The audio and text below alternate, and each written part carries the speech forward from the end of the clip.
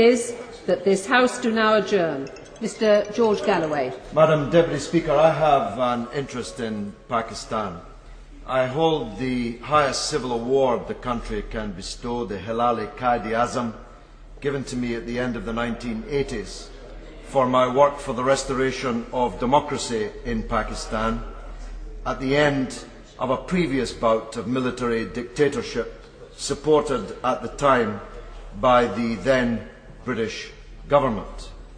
I also hold the second highest civil award in Pakistan, the Hilal-e-Pakistan, given to me for my work on behalf of the rights of the people of Kashmir. And I worked until the military overthrow of democracy in Pakistan closely with all the democratic parties in that country. It's worth establishing a timeline on this debate, Madam Deputy Speaker.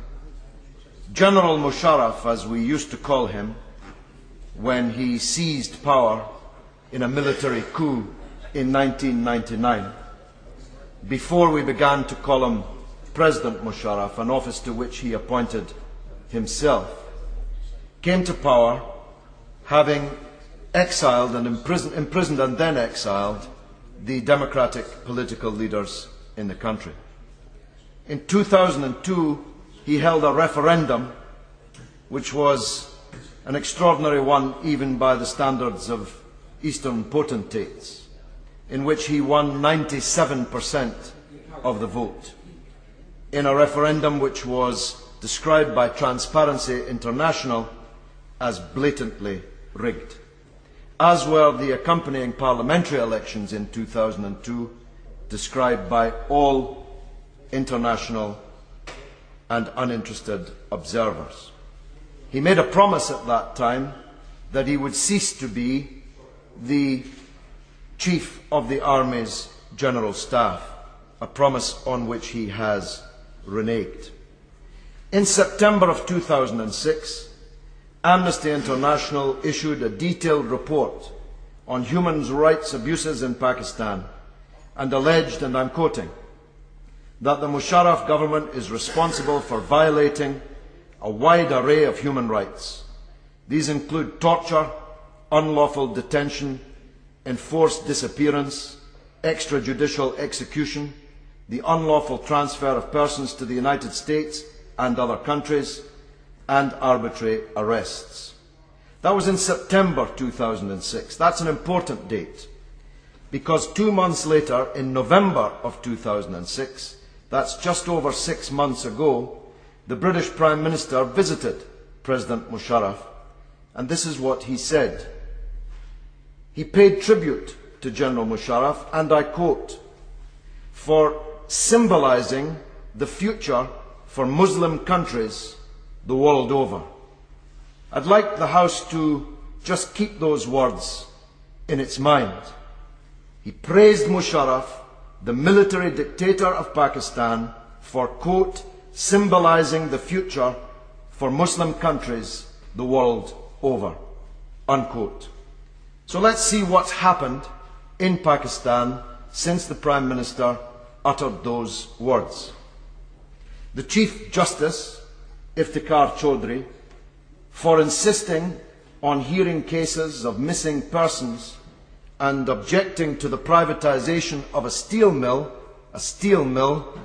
Madam Deputy Speaker, I think we know who might have taken it over, perhaps New Labour's biggest donor, Mr. Mittal, who's given millions of pounds to the party opposite.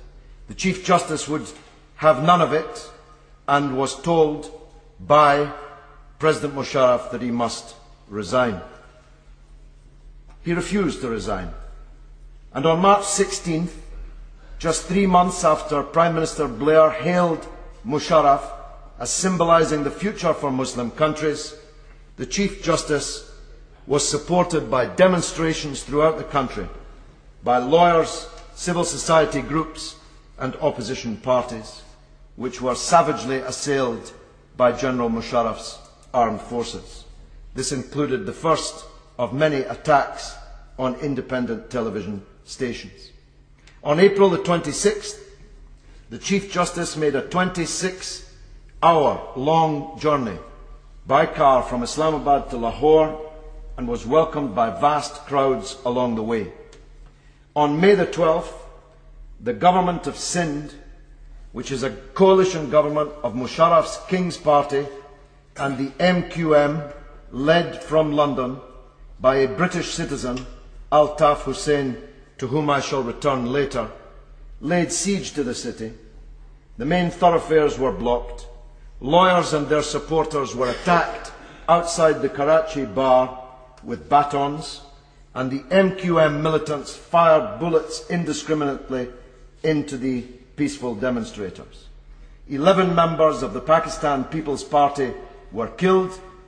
10 members of the Justice Movement of Imran Khan, with whom I met today and who's meeting the leader of the opposition tomorrow. I'm not sure if the Minister will find time in his busy schedule to meet him, were wounded, as were scores of others. And last week, just 7 months after the Prime Minister said that Musharraf symbolised the future for Muslim countries around the world, all independent television stations were closed down and a draconian ordinance on the press was introduced. Human Rights Watch, an organisation oft quoted approvingly by Her Majesty's government, says this: as President Musharraf has arbitrarily amended the Pakistani constitution to strengthen the power of the presidency, marginalise elected representatives, formalise the role of the army in government, claimed military impunity for abuses, and these abuses have included extrajudicial killings, torture and arbitrary arrests. That's Human Rights Watch. In The Guardian today, the story of how these independent television stations have been taken off the air and journalists fired upon. One TV station, Aj TV, was attacked for 6 hours in Karachi during the unrest accompanying the Chief Justice of Pakistan's visit to the city.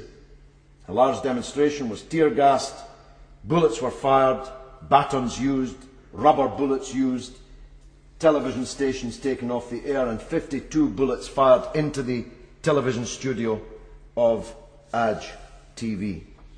The US State Department, I quote it because the United States government often acts in synchronicity with our own, says that the MQM, which is the power in Karachi, and I quote, has been widely accused of human rights abuses since its foundation 2 decades ago. And goes on, in the mid-1990s, the MQM was heavily involved, not was alleged to be, was heavily involved in the widespread political violence that racked Pakistan's southern Sindh province. 3 members of the Congress, led by Joseph Biden, another man close to New Labour, wrote the following letter just a few days ago to Condoleezza Rice. Dear Secretary Rice, we are witnessing a spiral of civil unrest and harshly suppressed protest in Pakistan. We ask that you publicly demand an immediate end to the violence and urge the government of Pakistan to commit to holding free and fair elections by the year's end. Nothing less will be acceptable from the government minister this evening. Joe Biden and his fellow senators say that President Musharraf's dismissal of the Chief Justice has sparked protests of tens of thousands, spearheaded by bar associations and supported by moderate political parties and civil society organisations. He says the violence in Karachi appears to show disturbing signs of collusion between the MQM and government forces, leading to the deaths and wounding of opposition party militants and other protesters. And they go on and they go on. They say in the final paragraph, the national interests of the United States and of Pakistan are both served by a speedy restoration of full democracy to Pakistan and by an end to state-sponsored intimidation, often violent, of Pakistani citizens protesting government actions in a legal and peaceful manner.